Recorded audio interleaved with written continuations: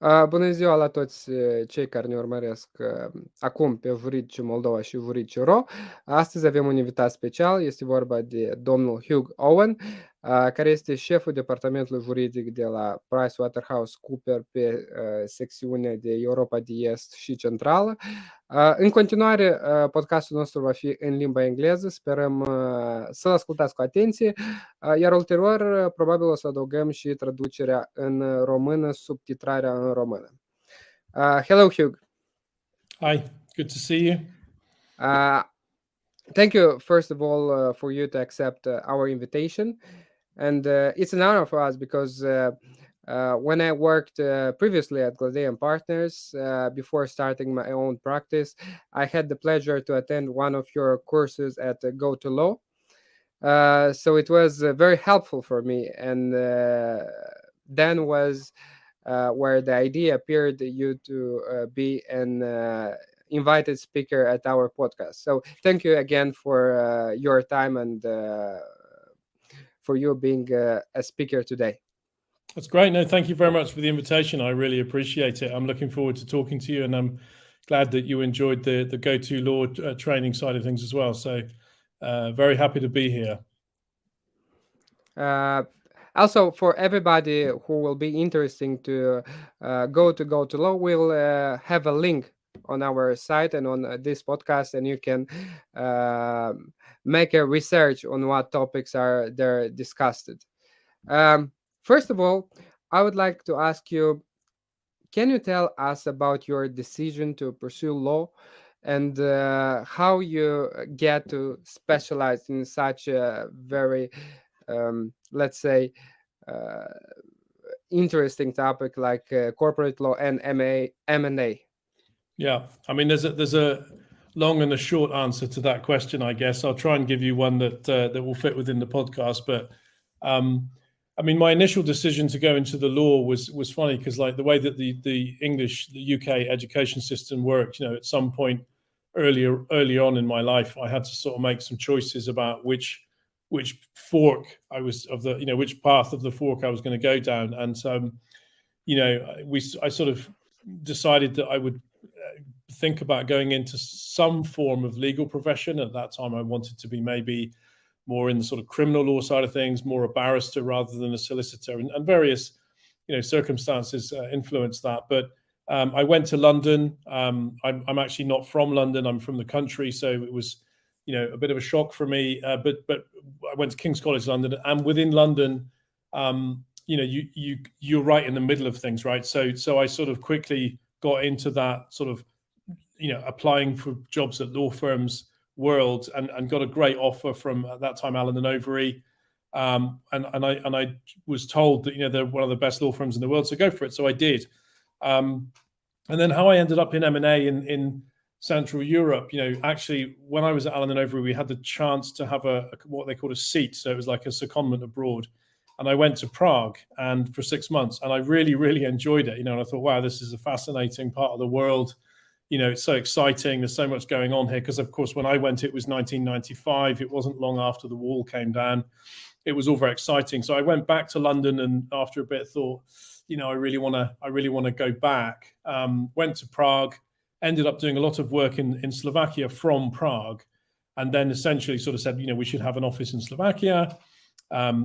Was offered, if you like, the chance to go and open that, and went to Slovakia. And sort of, as time went by, basically at that time, the market was, all about M&A. There were lots of privatizations going on, so they were selling the banks, the insurance companies, the energy companies, and so on and so forth. So sort of, if nothing else, a little bit through sort of survival, you did a lot of M&A. And so as time went by, I ended up specializing in that. And then from Slovakia, I sort of branched out into, initially into Romania and Bulgaria, and then the former Yugoslavia, then Ukraine, the Baltics, and sort of ended up, keeping on expanding, but always doing M&A from a base in Slovakia. And so actually, you're from Moldova, and obviously that part of the world, and Romania also has a very fond place in my heart, because it was one of the first places I moved, to sort of start working outside of Slovakia. Okay, this is very interesting when you say that you moved to Prague in '95. I was thinking, well, I was born in '95, so this was pretty interesting. Yeah, I Um, know. I'm showing my age. I'm meeting a lot of people these days who sort of say they were born around the time I was doing various things. Yeah. you cannot say it like this, but it's impressive. I believe your experience is a very large one. Just by ages, you got to practice law. Um, in this sense, also in Moldova, in the beginning of '90s, I would like to say that we had also a very interesting time of privatizations, but there was none of them which were related to M&A and foreign investments. It was some type of hostile privatization by locals, let's say, um, certain type of businesses. Yeah. But at this moment, as we are having better and better relationship with the EU, there are some investors that are interesting in the energetics, in the local market, and different businesses that are very country based in Moldova. There are some like wineries, like other certain types of businesses that are very national. Like, okay, now you are head of legal business solutions at the PricewaterhouseCooper. Yeah, I wanted to say actually when you were talking about the business environment in Moldova, I wanted to say I'm something of an optimist, right? So I know that times are a bit challenging at the moment, but I think that what I've seen over the years is that with a little bit of patience and a little bit of perseverance, and the political will, if you like, I think every country has the potential, to sort of move up the value chain, if you like. And I remember even back in the '90s when I was starting in the region, um, it looked like some countries were going to be more difficult or a bit slower, but the progress that's been made has been tremendous, right? And so as I say, I'm an optimist. PwC has a presence in Moldova. I have Yes. colleagues there, right? So we are optimistic, and hoping for the best for the future in terms of the potential for the market, right? But coming back to the question after that, yes, I'm head of what's called legal business solutions for PwC in Central Europe. I didn't add the Central Europe there in my title. So Central Europe for us now comprises about 27 countries. It used to be 29, but because of the geopolitical developments, it's now 27. So that comprises core Central Europe, Southeastern Europe, which is sort of former Yugoslavia, and sort of reaching down towards your neck of the woods and Albania, and then there's the Baltic states, Ukraine, and Eurasia, which sort of goes all the way to Kazakhstan and Mongolia. And the reason why it's called Legal Business Solutions is because the world is changing, right? So the world is changing. We're all reading about ChatGPT and the sort of evolution of technology. And so PwC has taken the view that the world is changing towards sort of more technology based approach to the law, and a slightly more sort of holistic approach. So not just so much now, okay, we're lawyers writing memos and doing the stuff that lawyers have always done, but actually in a more holistic sense, sort of sitting down with people in the tax part of the business, and the deals and the advisory part of the business, and sort of trying to project that idea that we're solving clients' problems, right? So it's about business solutions. It's the legal part of that wider context of legal business solutions. So we obviously continuing to do the same sort of legal work that all the law firms are doing, but we are very focused on looking at the technology side, managed legal solutions, and contract life cycle management and stuff like that.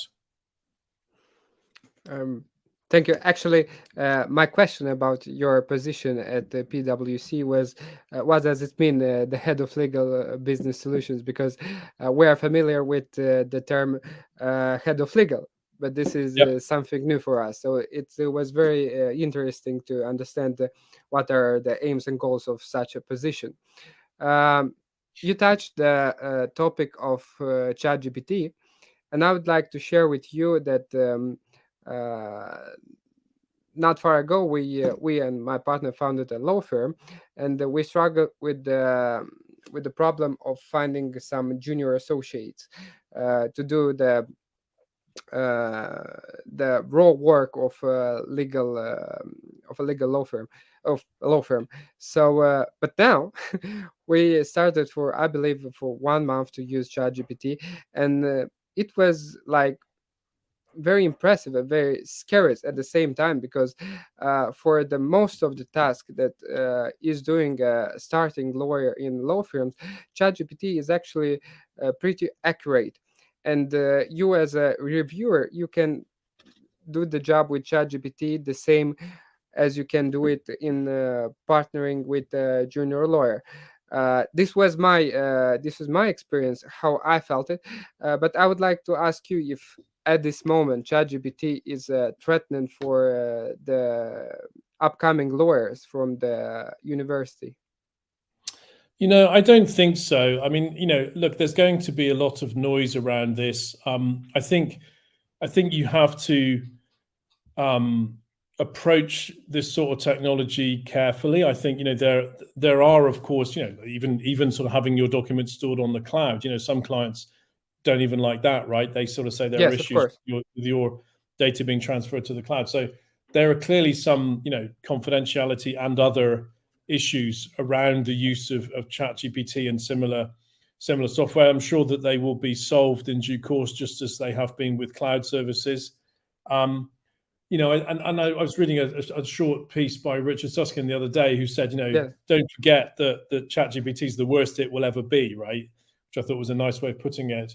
I think that from this point onwards, it should only get better. And I've made a few posts on my LinkedIn Yes. account, from the point of view of my Go To Law training, wearing my Go To Law training hat, that there are obviously some limitations, right? So it doesn't necessarily appreciate some of the linguistic nuances, right? That we as M&A lawyers sort of inherently, instinctively, we when we're talking to each other, we have that connection where there are certain parts of our communication which are understood. There are certain ways we do things which aren't perfect, but which are deliberate.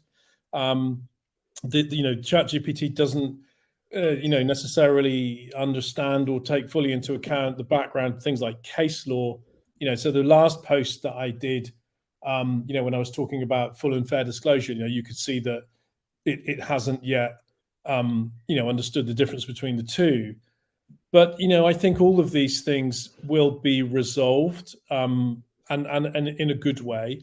And then I think should you be afraid of it? Like, I was talking to a couple of students yesterday, who were on a work experience course in PwC in Bratislava, and I was saying to them, when I first joined Allen and Overy, I remember we were saying, don't forget, folks, that some of the offices don't have email yet, right? And Mhm. when I had to apply for a computer, so I had to write a letter explaining why I should have a computer. We were sending faxes. We were marking up documents manually, right? So we would get a prospectus, which could be 200 or 300 pages long, and I remember I had a ruler and a pencil or a pen, and we went through it with a ruler and crossed things out, put a little caret, wrote in the top words very carefully. So we were doing what is now the task carried out by revisions in Word, track changes. We were doing it manually, right? And that could sometimes take you days. And at the end of that period, you'd fax it to someone. You'd stand there by the fax machine, feeding in the pages one by one.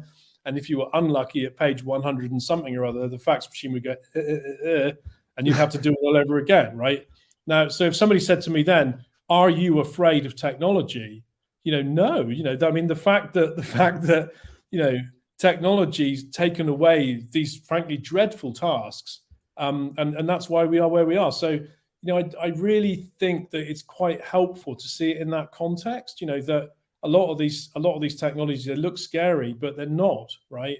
And of course, I may be wrong, right? There may be some technologies or some aspects of technologies which may have some negative impacts, but I think, the way I see it, and I hope I'm right, the way I see it is that these are tools that we will use, hopefully, only to improve our daily life at work, to remove from us some of the repetitive tasks. And I also said, to remove some of the fear, right? I always, I think as lawyers, we have this deep fear, don't we, when we send an email that we read it 100 times and make sure we haven't accidentally copied in the wrong people and we haven't forgotten something, or so what's wrong with having some technology which quickly scans and says, oh, normally this document would have these 15 points in it and there are 13, there's 2 missing, have they been omitted deliberately, right? So these kind of prompts or whatever, it can remove some of the fear from your work. It can remove some mistakes. It can stop litigation. Yeah, I think that's a very positive thing, right? So I personally kind of looking forward to embracing it when the technology's been improved. Yes, I perfectly understand you, because from my point of view, I'm a very more creative person of myself, being concentrated on the not on the form but on the content. So for much of the time I can skip a dot, where I can skip an enter or something like that, which doesn't look very accurate in a document. So now I'm very glad that there is such tools like Grammarly or other type of AI tools or other one. No, I remember. I agree. I remember also when I was a trainee, coming into Mhm. work one morning and seeing 75 loan agreements in a pile on my desk, and the trainer saying to me, you need to do amendments to all 75 of those. Now, surely if you can have some software that takes care of a repetitive and not particularly value-added task like that, why not, right? So I agree. I think the challenge is to sort of try and figure out, which ones are the ones to use, which ones will be universally adopted, and so on and so forth. But I think that's always been the case, right? That some technologies fall by the wayside and others get adopted en masse. So yeah, I think it's a very interesting area for sure. Yes, and also one of my friend, which is also a lawyer, is very interested in artificial intelligence, and he started with researching blockchain and crypto in 2015. Now he's researching AI. He did an interesting experiment. He started chatting with ChatGPT and correcting him on different explanation that he previously gave it, and ChatGPT actually started to understand him, and in the following answers he took in consideration those explanation that he gave in relation with the law task. Yeah, yeah. uh, I mean, sure, exactly. I mean, I think the architecture is quite specific in terms of the way that it works. It's kind of this predictive algorithm yeah, that builds a sentence word by word and so on and so forth. So we can call it learning, but I mean, I know what you mean. yeah. Okay, we can go further and discuss the trends in M&A. So first of all, when I attended the course related to drafting term sheet, it was actually very helpful, because when I finished the course, the next day we got a client which needed, first of all, an NDA, and second, a term sheet. He didn't know that he needs a term sheet, but we proposed it, and he was like, "Oh, okay, so all these clauses can be entered into a term sheet," and he was much more protected because he has some. Um, um, he wasn't very. Be careful what you Let's say say, now. yeah, I'm thinking if I can say that or not. He was very. He wasn't very. Let's say. Familiar, Uh, perhaps. no, not familiar. um, there is a word when you are okay. He good faith with the other party of the deal. He, Right. yeah. So he wasn't sure. Yes, he wasn't sure about the good faith of the other part. So he needed that Okay. term sheet for Yep. pursuing with the due diligence and the negotiation. Uh, Yep. in this sense, what are the tips and the strategies that you would underline for the law practitioners in the M&A field? Wow. I mean, that's quite a big topic, right? So, I mean, you're talking about the term sheet. So, you're talking about that term sheet in the context of, sort of testing the water, if you like. And I agree. I agree with that, right? So in the situation where a client, is not sure about uh, the firmness with which the other side is pursuing the deal, you can suggest a term sheet and see whether or not potentially you have a deal, see how keen the other side is to enter into those kind of more serious discussions and writing things down. Even the introduction of a term sheet itself at a particular stage of the process can perform a function, and certainly what you put in it even more so. But when we were talking about you were talking about trends in M&A right at the beginning. Would you like to talk about that a little bit in terms of Yes, of what's been course, please. happening? I mean, I wasn't sure if you wanted to talk about that or something more general, I but believe uh, I believe this will be very interesting for our listeners because you can see it from a helicopter view. What yeah, is happening in the CE area? yeah. Yeah, so I think, I mean, you can really go quite helicopter on trends in M&A. I think if you look at a sort of graph, for all the years, you can see historically that, the sort of M&A cycles have tended to follow kind of slightly boom bust cycles of a rough about 7 years long, right? And Okay. and so what's been quite interesting in the last few years, I guess, is that you got 2000 to 2000, you got the dot-com bust, boom and bust in 99 2000, then you got 2007, of course, and 2008 with Lehman's. And so after what we called then the GFC, the global financial crisis, one was expecting a slightly longer cycle. I think the people felt that was so dramatic that the cycle would for this time perhaps extend to about 10 years. But what was interesting is that it ended up being actually roughly an 8-year cycle with a bump in the middle, right? And so that was quite interesting. And now you're looking at 2015 to 21, and strangely enough, it also turns out to be roughly a sort of 7-year cycle with a little bump in the middle. And it could have been a different shape. It's hard to say because I think that the circumstances that have made it go where it Yeah. is, are quite specific. The pandemic, the war, and so on and so forth. So I think it's very interesting to look at those factors and then start thinking about, okay, what does each of those factors mean, right? So if you look at again from the helicopter view, we've had quite a long period of low interest rates, right? Which means that people were able to borrow money, spend money. So you've got that sort of long super cycle, if you like, of activity. And what's been interesting, so the pandemic came at the end of 2019, and you got this big, sort of slowdown in 2020.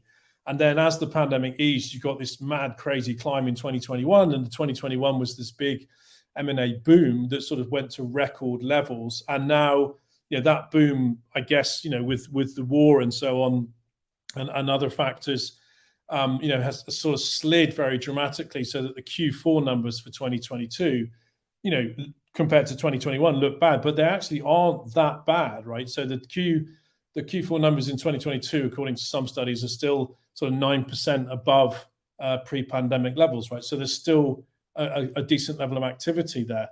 And I think when you look at the trends, there's lots of different things you can look at. You can look at what sectors people are sort of into and why. You can also look at how those sort of things are impacting on the terms that people are negotiating within the deals and what's happening to those. And I can talk about both of those, I suppose. So I think there seems to be a consensus that when the Federal Reserve, put its interest rates up, that was the sort of tipping point in the latest cycle. And I think there were some existing supply chain problems already around, I think, but you get the war, and therefore you get this sort of energy shock, right? So there was a big energy shock, and there are some impacts on that, right? So you go back to the pandemic, you see people sort of really relying on technology. You see an emphasis on healthcare. You see a short-term boom in consumer retail, and then that sort of adjusts. Now over the last year you've had a sort of a bit of a shock on the tech side. Maybe because it sort of got overinflated during the pandemic, and there's a correction going on there. And so when you're looking at M&A, you're going to see you're seeing, okay, energy supply chains, very interesting. So people are looking at energy deals for energy security. They're obviously looking to diversify into renewables. You're seeing sort of some supply chain issues. So people are maybe looking at, I don't know, even mining, right, to sort of secure some of the materials from mining. You're perhaps seeing people worry about the sort of geopolitical supply chain issues and becoming a bit more domestic, right? So they're sort of moving away maybe from those longer supply chains and looking at acquiring closer to home, if you like. And you would think perhaps that people would have a big emphasis on healthcare post-pandemic, but now perhaps short-term, with the current situation, people are maybe diverting money away from healthcare into energy. Maybe they will eventually be diverting money into defense, right? So there are some quite interesting effects from the macros, from the geopolitics, but the consensus seems to be, and it's difficult to say, but the consensus seems to be, having looked at various studies, that 2023, 2022, went down versus 2021, but 2023 has the potential for things to pick up again.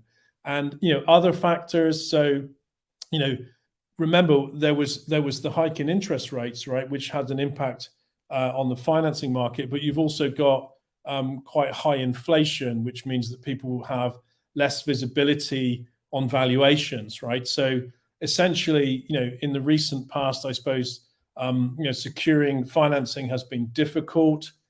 So those people who've got a good balance sheet or are able to secure different sources of finance, or prepared to finance 100% equity, maybe they have some advantages. But I think looking forward, there's maybe a sense that some of the correction presents the possibilities for bargain hunters, if you like. The valuations are now more in line with people's expectations. They're possibly more willing to acquire, and maybe there's a feeling that maybe the finance markets will sort of settle down a bit, and lending will ease a little bit, and maybe a little bit more money will flow back into the markets, right? And there are other factors, I suppose. For example, it's a more aggressive regulatory environment. So you're seeing competition regulators being a bit more strict. You're seeing stricter FDI controls, and I guess sanctions and so on. You're seeing in the energy market, the energy majors, made a lot of money, but at the same time, there's quite a high degree of regulatory pressure on them in terms of price caps and so on and so forth, right? So it's it's a kind of mix of lots and lots of uncertainty with some underlying feeling that, okay, certain core elements of it, the fundamentals underneath it, allow for people still to find strategic targets and to buy them at a reasonable price, right? So I think that's that. And then private equity, they're always doing deals, right? They're always buying and selling. They've got their own cycles. To a certain extent, their expertise in industries allows them to perhaps invest a little bit counter-cyclically. Venture capital, people, there's a quite interesting podcast by The Economist not long ago, sort of saying, VC is going to be much more difficult now. So, the venture capital investors are going to be much more selective. So, people look ahead to 2023, and we're already in it, right? But, people looking ahead to the rest of 2023 and saying, oh, it's essentially a recessionary environment, lots of people being made redundant from all these big tech companies. On the other hand, you see some institutions, revising some financial forecasts upwards, right? So there's a certain level of unpredictability with some little bit underneath it, some predictable factors. And then just to talk about, so what does that all mean? I think in terms of the deal terms, it's always very interesting, because you see certain deal terms kind of coming to the fore in these kinds of markets, right? So obviously things like a Mac, people looking to have, the buyers looking to have protection from a material adverse change clause, because, well, it's a very uncertain environment. I want to be able to get out of the deal if something goes wrong. Sellers, of course, saying it's precisely because it's a very uncertain environment that I don't want to give you a Mac, right? So you'll see sort of tension there. You'll also see on the deal structures where there is more uncertainty on the valuations. When there's more uncertainty looking forward, you will see more earnouts, right? So people basically saying, okay, well, I'm going to wait. I'm going to hold back a bit of consideration, and I'm going to wait until we see the performance of the business before I'm willing to pay you more money. You'll see more deferred consideration structures, perhaps more escrows and so on. With the regulatory environment I was talking about earlier on, you'll see, I suppose, perhaps people asking for more hell or high water clauses. So the seller basically saying, you have to take responsibility for getting all of your regulatory approvals done. And that's your responsibility. And if you don't, maybe there's kind of a break fee or reverse break fee, in fact, there. And you'll see, I talked about financing earlier, so you're probably going to be you'll see much more planning ahead, as a seller, in terms of looking at, okay, I need to make sure that my bidders have got financing organized, and the bidders themselves, the buyers, will be putting a huge emphasis on organizing their financing, and the sellers will want to make sure that their buyers or bidders, aren't going to have problems from a regulatory perspective, going into a phase 2 or so on and so forth, right? You'll see much more emphasis on the due diligence when there's in times of uncertainty. Yeah, so people are going to do much heavier, deeper due diligence. You'll see more disputes following a boom, right? Because following boom busts, people have perhaps overpaid. So, buyers are looking to see if they can get some of their money back. We've seen lots of cases around things like force majeure, right? Force majeure clauses and around the max. So, what I find super interesting about these times is that, you do see some quite sort of hydraulic effects in the terms that people are negotiating in the deals. When you think them through, you understand that these sorts of pressures, if you like, or these sorts of macroeconomic factors, sort of hydraulically feed in through quite logically to some of the deal terms. And I find that aspect of it, quite fascinating, even if sometimes the results tend to be a little bit counterintuitive. So I guess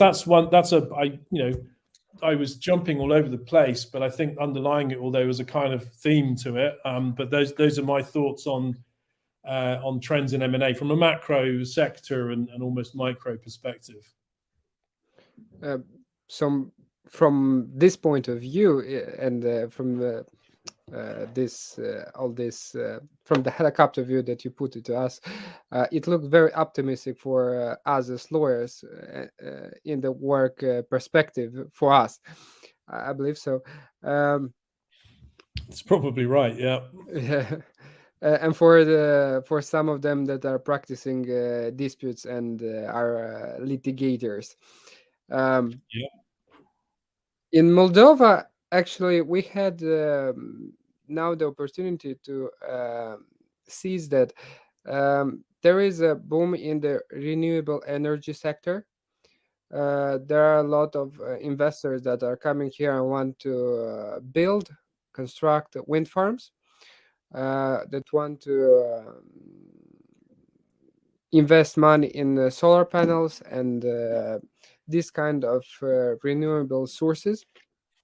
Uh, and the interesting fact that they want to build more that it's need for our country from the energy point of view, and they are thinking to export to the West Europe. Uh, this is a very good situation for our economics, and we will see how it will develop all these trends Hmm. in the future. The problem is the one problem is now just the war, which is very close to us. Yeah, Um, it is very close. Yeah, it's very destabilizing influence. yes, but still, the impressive thing that there are investors that are believing that the situation here will get peaceful very soon because of the Ukrainian struggles and their resistance. Uh, Going further, I would like to ask you on the due diligence process, and if you have some interesting tips that you believe it were underlined by you, because every lawyer that is practicing M&A read a lot on the due diligence process. But if you have your own tips for lawyers. I have quite a lot of tips for lawyers on due diligence. I actually have a training or a talk on that can last like about an hour and a half, but I won't I won't do that now. I'll just quickly sort of give you some bullet points, I suppose, Yeah, of what I think is worth thinking about when you're approaching it.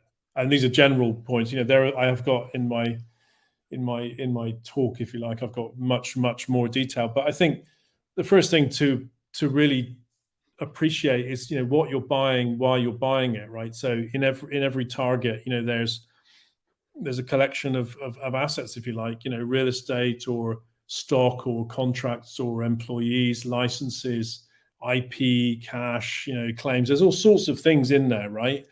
And it's really important, to sort of sit down with your client and say, what are you looking to buy and why, right? And what is it you really, what's important in there? What's this transaction about? And I've read lots of due diligence reports where you don't really get a sense that the authors of the due diligence report understood, what the client wanted to buy and why, and where the important bits were. And there's a famous case. I won't say much more about it, but there's a famous case. I remember when I was asked for a second opinion. I was asked to give a second opinion on a due diligence report, and it was a real estate deal, and there were pages and pages of stuff on the car leases, right, which is just the ordinary hire purchase arrangements on cars, and you're like, for the employees, and you're like, this isn't what this deal is about, right? This deal is about other stuff, and so it's that sort of feeling that the team on the buy side hadn't really appreciated at all, what they were doing and why they were doing it. So I think that's number one. Number one thing is, what do you need to focus on and why, right? I think there are some technical points around things like, the scope, agreeing the scope with the client and making sure that, you are clear who's doing what, and that, first of all, that, you perhaps sort of limit your scope, but also that along with other advisors that are on the team, you also make sure you don't miss something, right? That there's something that nobody looks at, that you have a procedure in place for making sure that, I don't know, if there's a document in there under German law, that somebody at least looks at it, right? So I think the scope side of things, agreeing your materiality, agreeing focus and sampling and all this kind of stuff is super important. That's rather administrative. I think from a kind of, human point of view with your team, I think it's a great idea to sit down with the whole team at the beginning of a project and explain to them what the project is, and all the stuff I just talked about, like, what are we doing? Why are we here? What's the client? What do they want? Who's the target? And like, breathe a bit of life into the transaction and give people a bit of context, because I think the problem for a lot of young lawyers is that they don't have that context, right? They're told to just go in the data room and look at these documents and look for change of control clauses, and okay, they do it, but it's not necessarily a rewarding and fulfilling role. So I think it doesn't take that long for you as a team leader to say, hi, we're the team. This is what the deal's about. This is the client. This is the target. This is your role. This is where you fit into things. This is why what you're doing is helpful and important. This is what we're going to do with your conclusions, right? So that the team can feel sort of valued and part of something, that they feel they understand the context of what they're doing. Also, discuss the fees with them. Sometimes I think in law firms, fees are sort of, it's a management partner thing. We don't talk about that with the young ones, right? But why not? Why not sort of start to help them learn what it's all about and their part in it, and discuss fee limits, their own personal fee limit, how much time they have to do their job, to sort of help them do it efficiently, right? And then I got a section in my talk about the sort of areas of focus where, you can go through all the categories, like the commercial, the M&A, the financing, the employment, the real estate. There's lots and lots of things that, are really important. And I think it's great to go through those one by one, but I don't have time to do that now. I think the other thing that's really important is sort of how you report the issue. So I guess two separate categories of things to think about when you're reporting on the issues. So one is, make the report useful, right? Make it come to life. So have an executive summary at the beginning so that the client can get a sense of, okay, what are the deal stoppers? What's the conclusion, right? Does this look okay or does it not look okay? And I'm sure they're going to have to read the whole report, but like, give them a sense at the beginning of, how it looks. And then sort of topic by topic, do a traffic light system, 2 traffic lights. The first one essentially saying what the issue is. And, the first traffic light is its likelihood of occurrence. And the second traffic light is the severity of the impact if it occurs, right? And you put those 2 traffic lights together and they may be something terrible, but it's not really going to happen. Or it might be something, medium problem, but it's probably going to happen, right? So, you sort of use that traffic light system, remembering the client focus, to sort of give them a sense of what the issue might be, and focus on solutions and don't quote statutes. Like you get these reports where people just bang on about some commercial code or whatever. And, I don't want to say you shouldn't talk about it, but to a certain extent, I think nobody really cares. I think what they want to know is what's the problem and how do I fix it, right? So if you can focus on that in a due diligence, I think that's super helpful. And then the other thing I always say is, what are your solutions? Like eventually this is, apart from the fact you might have some post-deal integration and so on and so forth, it's going to sort of, whatever you've discovered has got to make its way into the SPA, right? And so that means, you either discover something and you walk away, or you discover something and you have a condition precedent, or you ask for a pre-completion covenant, which is slightly different. You can ask for warranties, but you also need to be mindful of the fact that if you've discovered it already, it may have been disclosed. So asking for a warranty may not be the only or ideal solution. You might have to ask for indemnities or a purchase price adjustment, right? And the purchase price adjustment is good because you essentially don't have to litigate. You've already got your money's worth, if you like. But at the same time, you haven't necessarily, you've guessed, right? You've made an approximation of what the reduction in the purchase price should be. And if you're in an auction situation, your bid is now less competitive because you've brought the purchase price down, right? So it is, and this isn't coming back to the chat GPT conversation, if you were to say, okay, for every issue that's been disclosed, we can't have a warranty, so we need to have an indemnity, and every issue is with an indemnity. You have a very, very long list of indemnities, right? And that's going to, and the seller's going to look at you and say, you're mad. You're out of the auction, you're going to get kicked out. And so the process of sort of determining where these issues fit in terms of your hierarchy of remedies and how many indemnities you ask for, and whether you go for a purchase price adjustment or not. I think at least at this stage of our technological evolution, they're probably a little bit more instinctive than algorithmic, right? So I do think there's that kind of human element of taking a step back and saying, okay, done the due diligence, these are the issues, like, okay, I'm going to need to sort of play with these, talk to the client and figure out the sort of holistic solution, right? So that's another thing I think is interesting. And I think that's probably the key points. There's lots of other stuff to talk about, but I'm conscious that we've got a few minutes left and you might have another topic you might want to cover. So I'd kind of leave it there. I just wanted to say that when I started practicing law a few years ago, and I started at the Gladian Partners, as you know, this law firm, we had a guideline on due diligence.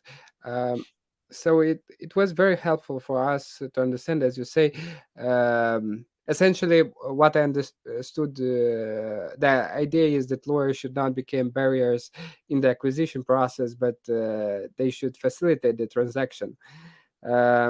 Focus on solutions. Look at Yes. the legal business solutions, right? Yes. So in our team, we're trying to focus on the solutions. We try to give it to our client, which was the buyer, the solution for some problems that weren't very strategically from the point of view of the transaction, but the risk were very probably to happen. The transaction was fine. The deal was completed, but it was, I believe, it was one of my first big projects. Yeah. Thank you very much. I believe you aroused the interest in these topics, and for anybody who wants to learn more, he is invited to go to Law. At the end, we have a few minutes left. I would like to ask you, what do you think about the alternative disputes? In Moldova, there is a huge trend on alternative disputes. There are a lot of conferences. There are a lot of projects on there is actually a law amendment project on the law on arbitration and on the law of mediation, I believe so.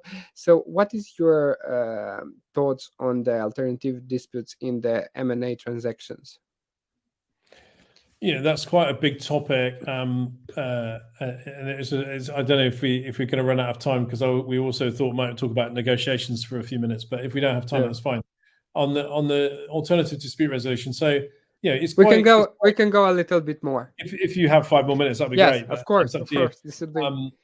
I think with alternative, so it's quite. I think it's a little bit scientific. I think, look, I'll sort of look at it from the point of view, if I'm running a deal, right, depending on where it is, I think it's more difficult for us to recommend to a client that we should rely on local courts, right? Full stop. Yeah. So of course, my whole career has been about English law deals, right? So it's easier for me to say, English law, English courts, right? That's not too controversial. And then there have been over the many years that I've been doing this, there have been certain times when people have said, "Oh, courts are more expensive, arbitration's more expensive," right? Things go in and out of fashion. But I think once you get to jurisdictions outside, I suppose, let's say, more established legal systems, if you like, the client becomes naturally very reluctant to, especially if they're buying from a local seller, to sort of go to the local courts, right? So immediately, some form of arbitration is almost mandatory, right, if you like. And then you get into a discussion around, which kind, LCIA and all this kind of stuff. And there's a chap that I have cooperated with, a chap called Thomas Vale, for example, who's who's done a little video on my website about different forms of arbitration and so on and so forth. So yeah, depending on the rules, depending on whether it's ad hoc arbitration or not, so on and so forth. And then of course the location, if you like, of the arbitration, whether you're talking about Stockholm or Geneva or so on and so forth, right? So there are plenty of discussions to be had. There are lots of people who have personal preferences about which rules, which location, which is more expensive than the other. But fundamentally, in a lot of deals, you end up, if you're going outside English courts, then you're going to end up with some form of arbitration.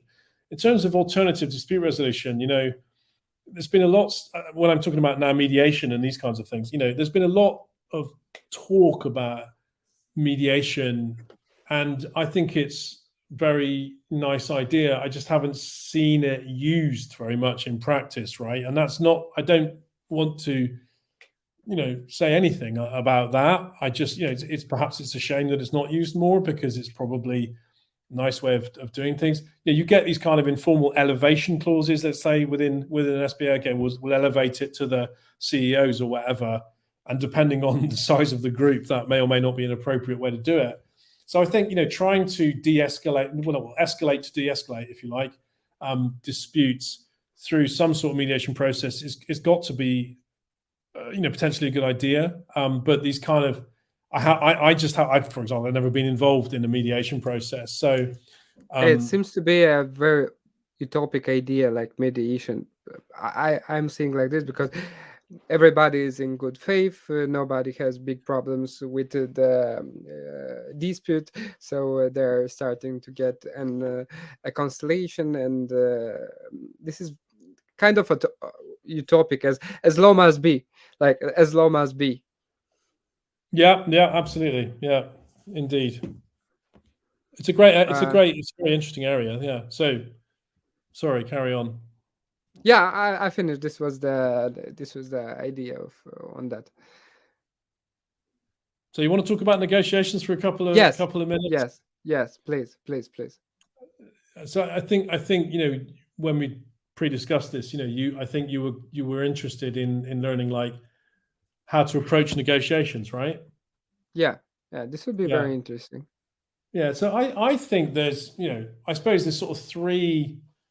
There's different, again on the courses that I do, there's a kind of soft skills negotiation course, where you're looking at body language and all this kind of stuff, and it's fantastic. It's really interesting.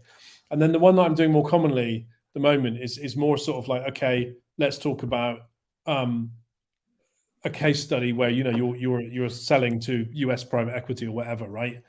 And so we sort of get into the thicket a bit quicker. But I think in a way there are three sort of core principles. I think the number one core principle, I think, is preparation, right? So it's about making sure you know the business. It's about making sure you know the law. It's about making sure you know the document inside out, right? So you really, really want to sort of put yourself in a strong position during a negotiation, that you're not having to sort of flail around trying to find stuff. You know where it is. You don't have to look it up. You don't have to flick through your agreement thinking I think it's in here somewhere. Where was it, right? It's really, really, really powerful for you to be fully prepared for a negotiation. And then I think the second thing is structure, right? And so you tend to find with a lot of these negotiations that people just sort of turn up at a room, they got a list of points, and then they just sort of sit there and thrash it out until they're finished, and it can take days and days and days. And I think it's also really important to have a sort of mutually agreed structure as to how you're going to approach the negotiations, and there's lots of different ways of doing that. But I find that when you agree with the other side, okay, we're going to do it like this, and you agree timing and so on and so forth, it's much more efficient, right? And I think the third thing is empathy, right? So empathy is a little bit of a shorthand for reading the book Getting to Yes, right? Which I think is still a sort of seminal work, even if it was originally written in the 80s. I think it's still, it still holds true. And I think it's really important for you to go into negotiations ready to listen and learn, right? And so the more you learn about each other's concerns, the more you are able to present things in the negotiations which are going to solve the problem. So, and that sort of leads on to another problem. Sorry, not another problem. That leads on to another point, which is that negotiations should be about solving problems that you present the issue not as we want this and you don't want to give it, but it's like there's a problem here that we together need to solve, right? And so there's lots and lots of techniques about involving the person on the other side in building solutions to that problem, so you get more buy-in. So that when you eventually say, we'd like it to look like this, can we do that? They're like, yes, because we built that together, right? So I think it's really, really important to listen, to learn what are the underlying problems, to present your negotiations as solving problems that you both have, right? And that empathy, and looking at it from the other side's point of view, is I think really, really, really important. So I mean, there's lots more to say about this. Again, I have courses on this, that the whole day workshops. But fundamentally, I think those are the key things: preparation, structure, and empathy. It sounds a bit oversimplistic, but when you get into the detail, a lot of it makes sense. Thank you very much, Hugh. For me, when I just started practicing law, it was interesting, the idea of researching and all that. But when I started to meet the clients and to go to negotiation, this opened just another universe for me as a lawyer. It became very fascinating for me to be not just as a representative or the lawyer of the company or whatever, but to be like in a sort of partnership relationship with the client. So this is a very good topic. I felt like a student at a master class when you were talking about the negotiations. So thank you very Yeah, I much. think you're right. That as you say, we come back to the points at the beginning about remembering, whose business is this? It's not about you; it's about the client. Why are we doing this? What are your key objectives, right? And what are the other side's key objectives, right? And how can we come up with a solution where both sides get as many of their key objectives as possible, right? So that they walk away from it feeling like, yeah, that's great. We've done a deal that we wanted to do, Everybody rather win. than, right. Try to get a win-win rather than people walking away feeling that they've been walked all over during that process, right? And so I think that's important as well. It's you have to sort of resist the temptation to sort of try and win every point, if you like, because then at some point people they get a bit fed up. They feel like, well, what's the point if these guys are never going to give us anything? So it has to be a little bit of give and take, I think, just from a sort of human nature perspective, to keep people engaged in the joint enterprise. Yeah. Thank you very much. Actually, it was we have 1 hour, and it was a very engaging discussion for me. I hopefully will meet again here on our platform, maybe in person. This will be an honor for me. From the listeners of Vuridice Moldova, we are very thankful for you to be our guest. We wish you good luck. Thank you very much again. Thank you very much for the opportunity. I've really enjoyed talking to you. It's been great. And if anybody has any questions or follow-up, I'm more than happy to get engaged. And I assume that you'll provide my contact details, but I'm happy happy to talk to anybody if they have some follow-up questions. So thanks a lot again. Have a great evening, and see you again soon. Yeah, thank you very much. From Vuridice Moldova, when we are thinking to do a conference on corporate law, maybe some topics on M&A, you are invited to our conference anytime. Thank you very much. Very kind of you. Thank you very much. Good evening.